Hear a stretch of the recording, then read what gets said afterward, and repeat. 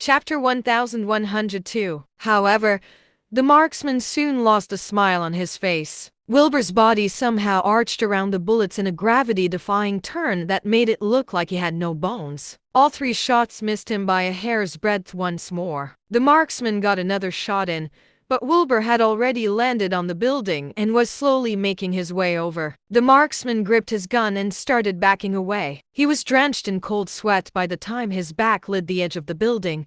There was nowhere left for him to run. Gritting his teeth, he raised his gun once again. Just then, Wilbur waved his hand. A crescent blade or a shot out, slicing the marksman's weapon clean in half along with one of the marksman's arms. He cried out in agony as he clutched his wound and stared at Wilbur in terror. Wilbur stopped a few meters before him, eyeing him coldly. "Who ordered you to kill me?" The marksman did not want to answer, but an invisible fear seemed to have taken complete hold over him. Within a few seconds, the marksman felt like he was in hell. Countless monsters and demons ripped and tore at his soul, dragging him deep into the depths of hell. What greeted him at those depths was an endless bloody river. Countless bones and skeletons bobbed on the surface of the river, some of them seemingly alive as they flailed about and cried out in agony in the river. The overwhelming terror broke the marksman down in mere seconds. He collapsed to the ground, trembling from head to toe.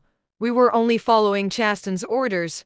Please spare me, Mr. Penn." Chasten Longman, the head of inventory. Wilbur smiled and turned to leave. The overwhelming fear lifted off the marksman, and he heaved a long sigh of relief as he wiped at the sweat from his forehead. Just then, however, Wilbur launched an attack without even looking back. A razor-sharp oar came hurtling out. The marksman cried out in shock as his head was chopped clean off his body, leaving his lifeless corpse collapsing to the ground. Wilbur sneered, then leaped off the top of the building. He retrieved the box before continuing on his path back to Leaker Corp. Wilbur took the statue when he returned to his room, setting it down on the living room table. He glanced at it one last time, then headed back to sleep. The next morning, the Leaker Corp staff filed into the office one by one. Wilbur woke up on time and freshened up before heading over to the administration lobby in a leisurely stroll. There were up to 100 people hunched in front of their computers in the front of the space.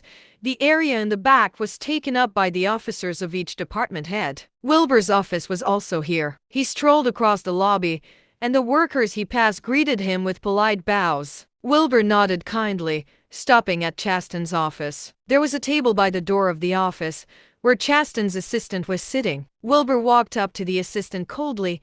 "Tell Chasten to get out here." The assistant's expression turned visibly fearful when he saw Wilbur. He stammered and tripped over his own words as if he was trying to buy himself time. Just then, Wilbur's expression darkened as he threw a punch. With a loud popping sound, the assistant's head exploded into a red mist, splattering viscous blood and fluids against the wall behind him. The gesture scared the hell out of everyone else in the lobby. They stood up, faces turning pale as they took in the sight before them despite the fact that they had witnessed countless deaths.